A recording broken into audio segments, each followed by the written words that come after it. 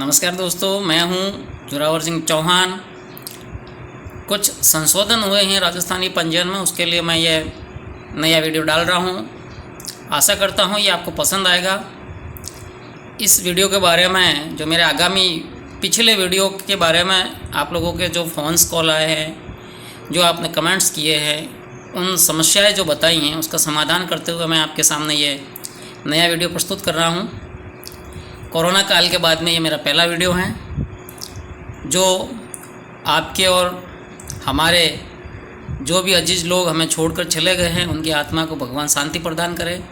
इसी के साथ मैं ये मेरा वीडियो चालू कर रहा हूँ। जैसे आप अंदर तक आ गए हैं पंजीयन विभाग मूल रूप से, तो अब अपन यहाँ से स्टार्ट करते हैं। जैसे ये अर्बन और रूरल, अब मेरे पास अगर रूरल है तो मैं रूरल की है, और शहरी है तो अर्बन पे टिक करना है।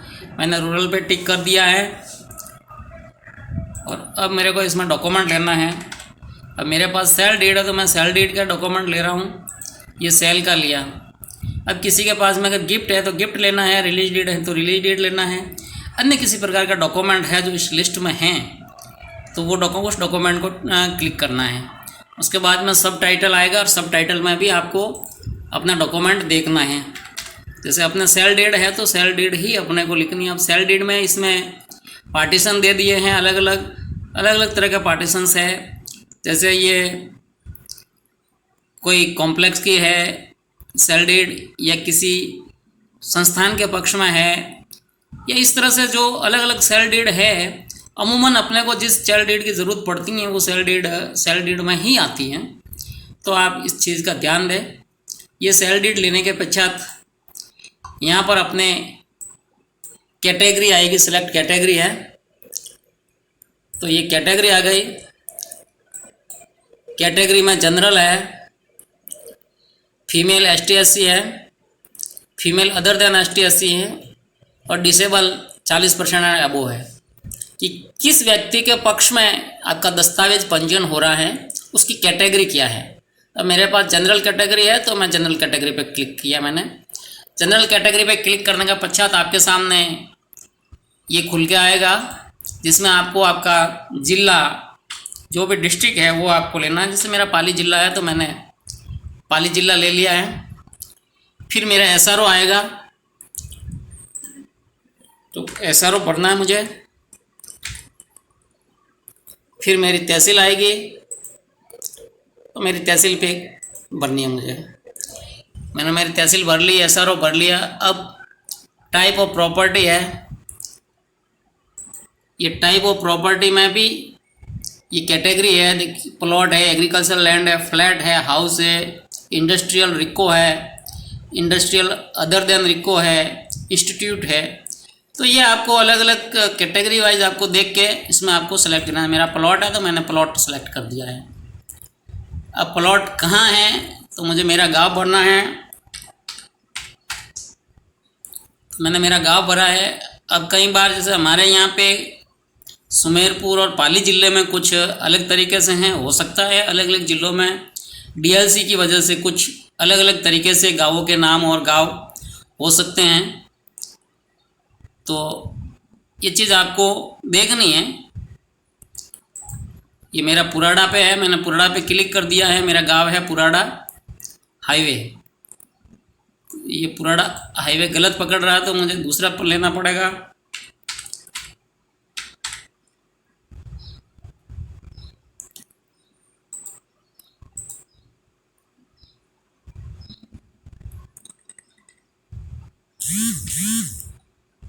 तो ये अपने को अलग अलग कैटेगरी के हिसाब से ये लेना है।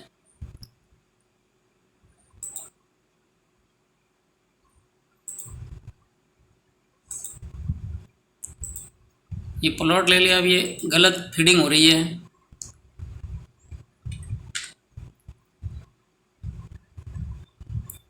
ये आया पुराड़ा, इसमें लेना पड़ेगा। पुराड़ा में ले लिया मैंने।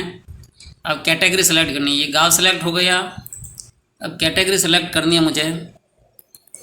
कैटेगरी है ये रेजिडेंटल प्लॉट है तो मैंने ये प्लॉट ले लिया। अब ये कॉलोनी लेनी है।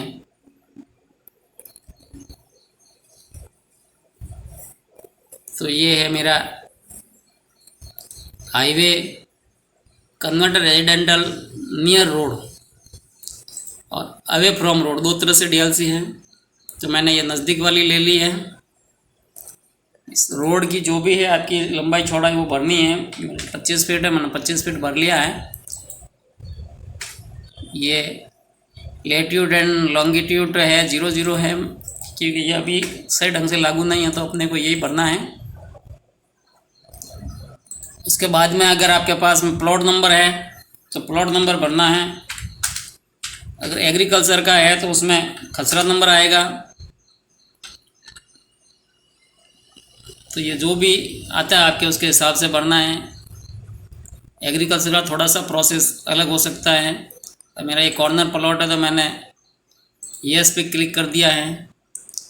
यहाँ पर स्क्वायर मीटर में मांग रहा है, कहीं पे स्क्वायर फीट में है, कहीं पे एग्रीकल्चर है तो हेक्टर में मांग रहा है, कहीं पर बीघों में मांग रहा है। अगर हेक्टर में है तो हेक्टर के हिसाब से देखना, बीघों में है तो बीघों के हिसाब से देखना है। मेरे पास मीटर में है, 1000 स्क्वायर फीट का प्लॉट है, उसको मीटर में बदलने के लिए मैंने 10.76 का भाग दिया है। तो मेरे पास ये आ गए इसकी 92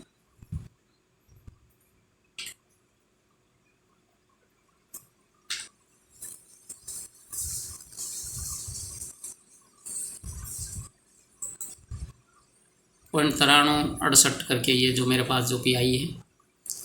अब मुझे सेव प्रॉपर्टी करने इससे पहले अगर अपने पास में कुछ बना हुआ है तो वो इस रो में आ करके, जैसे प्रॉपर्टी कंस्ट्रक्टेड है तो कंस्ट्रक्टेड प्रॉपर्टी को आपको क्लिक करना है। उसके हिसाब से आप उसमें कितना एरिया कंस्ट्रक्टेड है वो भरना है। अगर बाउंड्री वॉल है तो बाउंड्री वॉल कितनी है, टीन शेड है तो कितना है, इंडस्ट्रियल टीन शेड है तो वो कितना है।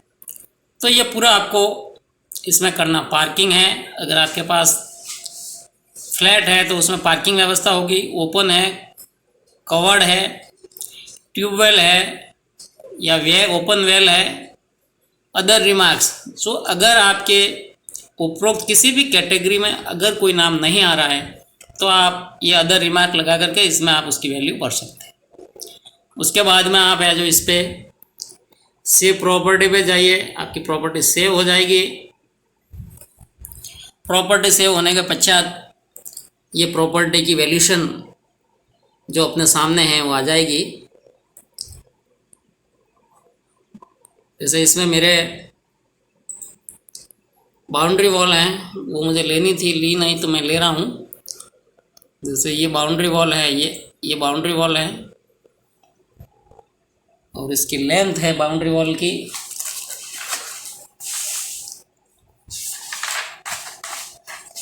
128 मीटर।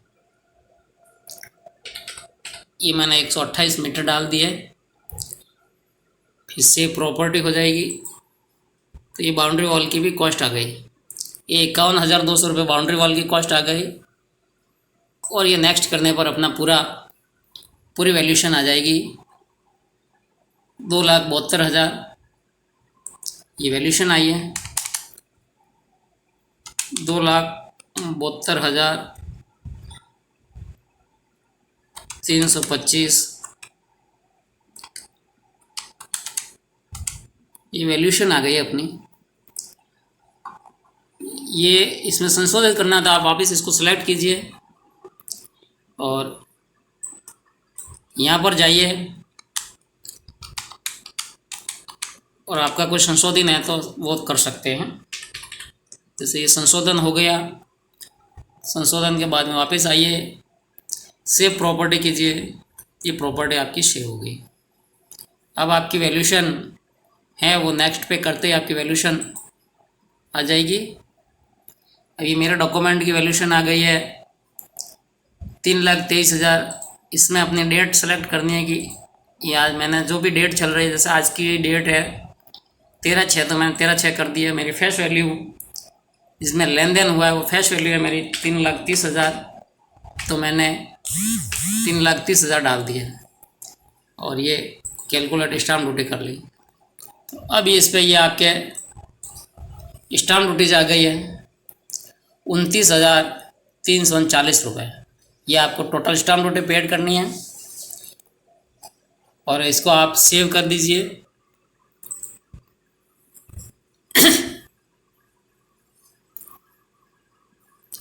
ये डॉक्यूमेंट आपका सेव हो रहा है। डॉक्यूमेंट सेव होने के पश्चात आप अपना रेफरेंस नंबर डाल करके इसको मॉडिफाइड कर सकते हैं। ये रेफरेंस नंबर आ गए हैं मेरे।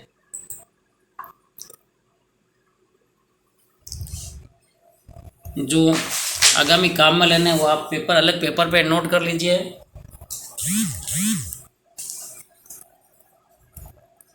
इक्कीस इसके रेफरेंस नंबर में होता है, जैसे ये 21 तो आपका साल है, ये 6 महीना है और 13 जो तारीख आती है वो है, और 10/967 ये आपके सीरियल नंबर है। तो ये आपका डॉक्यूमेंट यहाँ पे सेव हो गया है। अब नेक्स्ट प्रोसेस इसका स्टार्ट करना है, वो है आप ये जो प्री वैल्यूएशन रिपोर्ट है ये आप यहाँ से ले सकते हैं। ये आपकी प्री वैल्यूएशन रिपोर्ट जनरेट हो गई। इसको आप इसमें कीजिए डिफ़ॉल्ट में, अबोव रीडर में। तो ये आपकी पूरी रिपोर्ट तैयार हो गई है। इसको आप प्रिंट दे दीजिए। उसके पश्चात सेकेंड आता है प्रोसेस फॉर पार्टी डिटेल्स। जैसे आप पार्टी डिटेल्स पे क्लिक करेंगे वैसे ही आपका ये खुल कर इस तरह से सामने आएगा। इसमें पहले पार्टी सेलेक्ट करनी है। अब कई बार क्या होता है, जैसे ये एग्जूटेंट है, आपके पास बेचने वाली 5 पार्टियां हैं। 5 पार्टियां हैं तो उस सारे एग्जूटेंट ही होंगे, 5 एग्जूटेंट होंगे, लेकिन उनमें से कोई भी एक पार्टी है जो वो प्रेजेंटर होगा। फिर यहाँ प्रेजेंटर का नाम भर दीजिए, उसके सारी डिटेल्स पूरी करके उसको सेव कर लीजिए। इसी तरह से अगर क्लाइमेट है तो क्लाइमेट आ जाएगा। एक क्लाइमेट होगा, जैसे मान लीजिए 4 लोगों के पक्ष में कोई डॉक्यूमेंट बन रहा है तो एक स्टाम्प परचेजर हो जाएगा, बाकी सारे क्लाइमेट ही रहेंगे। और विटनेस, आप में से किसी एक का विटनेस डाल सकते हो, 2 का विटनेस डाल सकते हो। इस तरह से ये आपका पूरा डॉक्यूमेंट्स हो गया। उसके बाद में आप नेक्स्ट स्टेप पेमेंट का ले सकते हैं। पेमेंट के लिए आप स्टाम्प, भौतिक स्टाम्प भी ले सकते हैं, ई स्टाम्प का भी प्रयोग कर सकते हैं, और बैंक से चालान जनरेट करके चालान के ज़रिए भी आप अपनी फ़ीस और स्टाम्प ड्यूटीज़ जमा करवा सकते हैं।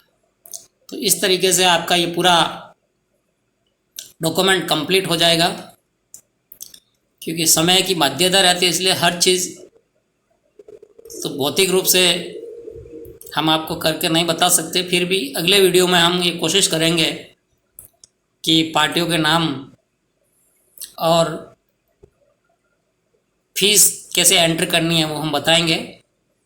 तो आप इंतज़ार कीजिए और देखते रहिए हमारे आगामी वीडियोज़। तो ये वीडियो आपको कैसा लगा, ये जानकारी कैसी लगी, मुझे कमेंट्स बॉक्स में लिखिए। और अगर कोई समस्या आए तो आप कमेंट्स बॉक्स में दीजिए, आपकी समस्या का समाधान करेंगे हम। जय हिंद, जय भारत।